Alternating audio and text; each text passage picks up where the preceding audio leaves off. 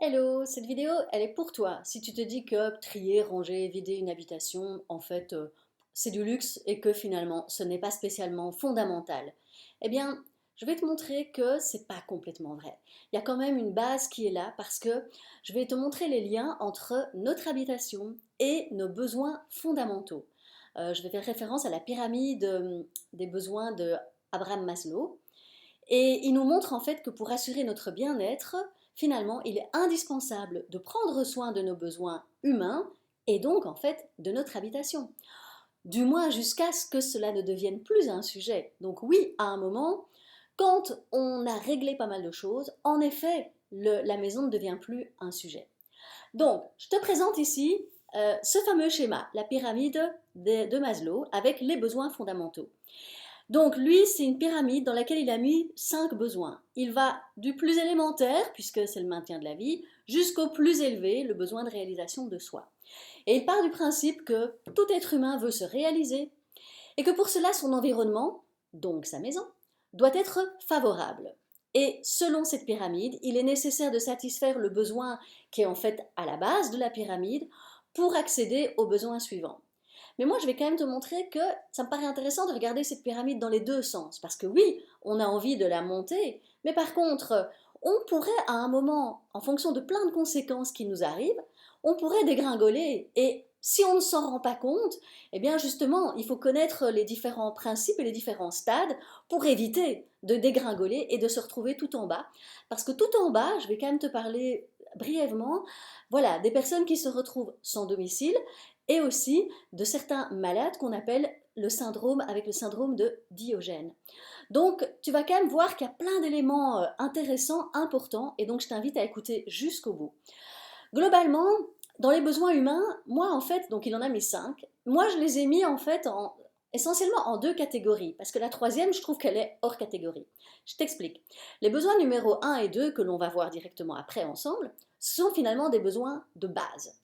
Et à ce niveau-là, on aura souvent besoin d'aide pour s'en sortir et pour passer à l'étape suivante. Et donc c'est assez dur en fait de se retrouver à ce niveau-là.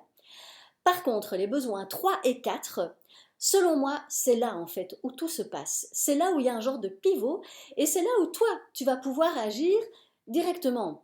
Donc c'est ça qui va être intéressant dans cette vidéo. Et le cinquième besoin, je ne vais pas en parler parce que j'en parle tout de suite maintenant, c'est le besoin en fait de réalisation personnelle. Donc c'est le moment où tu penses en fait à contribuer dans le monde. Donc tu es tout en haut de la pyramide et là, ben, à mon avis, ranger sa maison, c'est plus un sujet. Donc oui, là, ce ne sera plus en fait un sujet parce que tu auras mis des choses en place, tu auras réalisé plein de choses et du coup, ça ne sera plus une question.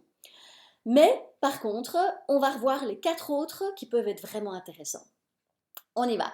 Premier besoin, c'est le besoin physiologique évidemment, c'est-à-dire respirer, boire, dormir, manger, s'abriter. On comprend bien que ces besoins-là, ils sont essentiels puisque c'est eux qui nous maintiennent en vie. Et donc, on a besoin d'un toit pour, de préférence, pouvoir se chauffer en hiver ou se protéger de la chaleur en été. On a besoin d'un matelas pour dormir, on a besoin de boire et manger, donc si possible d'un frigo et d'une cuisine. Tu vois bien que là, on est vraiment dans la problématique de gens qui se retrouveraient sans domicile. Et donc, ils ont vraiment besoin d'un coup de main. Parce que si tu te retrouves à la rue et que tu n'as pas ça, c'est franchement l'horreur, quoi. Le deuxième besoin, c'est le besoin de sécurité et de protection. Alors là, on n'est plus dans du physiologique, mais on est dans de la, finalement, quand on parle de sécurité, c'est sécurité physique, psychique, mentale, mais aussi financière. Donc, moi, je vois deux aspects là-dedans. Je vois d'une part la notion de sécurité, c'est-à-dire qu'il pourrait y avoir des dégâts.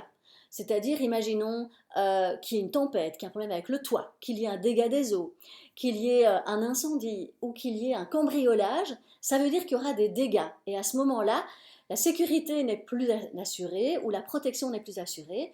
Et donc, tu vas devoir faire appel à quelqu'un pour t'aider, en tout cas, à réparer. Il va falloir réparer pour retrouver cette fameuse sécurité et protection. Ça, c'est un aspect. L'autre aspect, c'est la notion de se retrouver en fait dans un cocon, d'être un peu à l'abri, puisque tu rentres chez toi, tu fermes ta porte.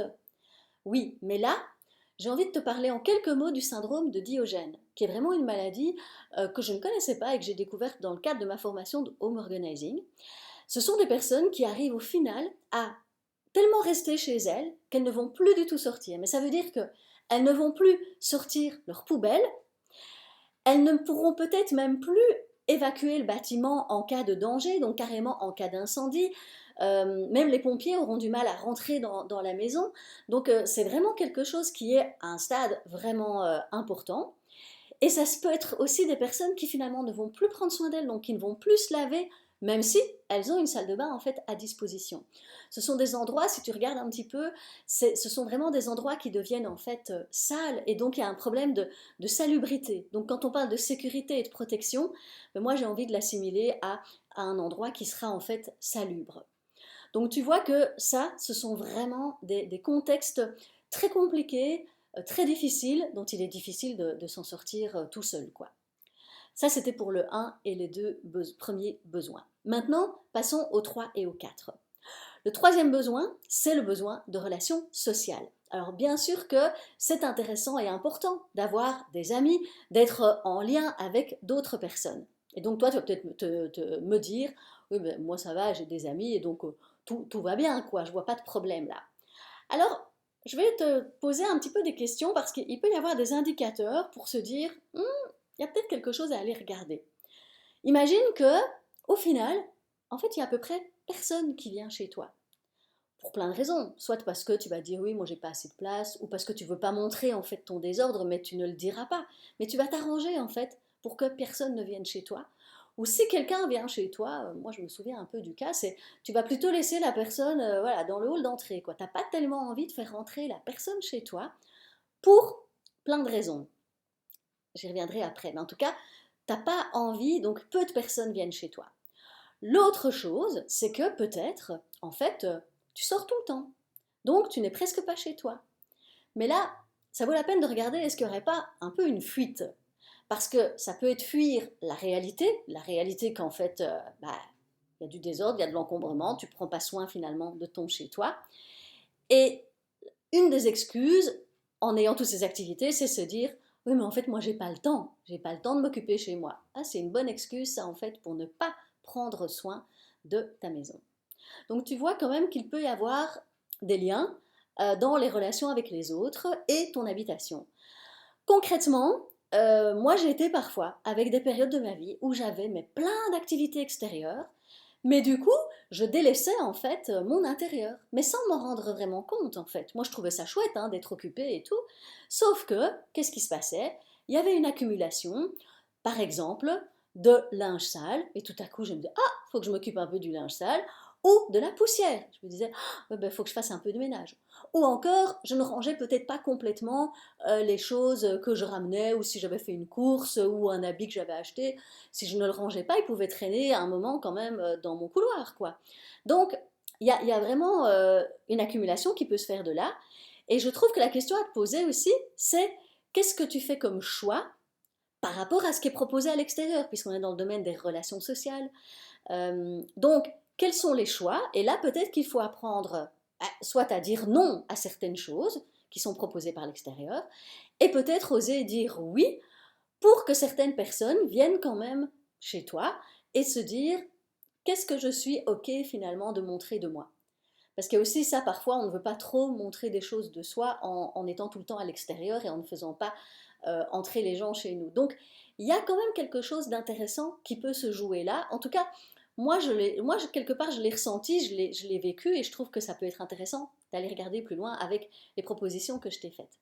Et maintenant, le quatrième besoin, qui est le besoin d'estime de soi. Et là, c'est la notion finalement d'être en relation avec soi-même. Ce qui va permettre de reconnaître sa propre valeur, de reconnaître qui on est, et donc c'est une manière de revenir à soi. Et cette reconnaissance, bien sûr, elle ne vient pas de l'extérieur. Donc là, on est moins en lien avec l'extérieur, on est plus en lien avec nous-mêmes. Et donc on peut se poser la question, qu'est-ce que je veux vivre? Qu'est-ce que je veux expérimenter? C'est quoi en fait que je veux faire? Parce qu'à la limite, dans celui qui sort tout le temps, il se pose peut-être pas la question justement de ce qu'il veut faire, puisqu'on lui propose quelque chose et il dit oui à tout. mais en fait, ça ne lui correspond peut-être pas complètement. En tout cas, moi, c'est vrai qu'aujourd'hui, je me positionne beaucoup plus en me disant, mais finalement, qu'est-ce que je veux? Qu'est-ce que je veux vraiment pour moi? Et cette étape-là, elle va être importante parce que ça va demander de regarder les choses en face et un peu ben, comme si on se regardait dans un miroir. Et c'est vraiment un exercice qu'on peut faire, c'est de prendre un moment pour se regarder dans un miroir et se dire, mais en fait, c'est quoi la relation avec moi? Et qu'est-ce que je veux pour moi? Qu'est-ce que j'apprécie chez moi? Avec quoi j'ai plus difficile? Et vraiment d'aller faire une introspection. Et du coup, la question que tu vas pouvoir te poser, c'est est-ce que je me sens bien chez moi? Du coup, sous-entendu, en moi. Donc, tu vois un petit peu comment tout ça, ça a évolué. Pour donner un exemple, c'est vrai que moi, aujourd'hui, j'ai plus du tout aucun problème à ce qu'on vienne à l'improviste chez moi, dans mon nouvel appartement dans lequel j'ai beaucoup plus d'ordre et d'organisation. Et même si j'ai quelques affaires qui traînent, c'est pas du tout un souci. S'il faut enlever quelques affaires quand quelqu'un arrive, c'est ok. Mais j'ai plus du tout ce même, entre guillemets, malaise. Mais en tout cas, ouais, il y a vraiment pour moi une différence. Et donc elle se joue là, elle se joue dans la relation avec moi et dans la relation avec les autres.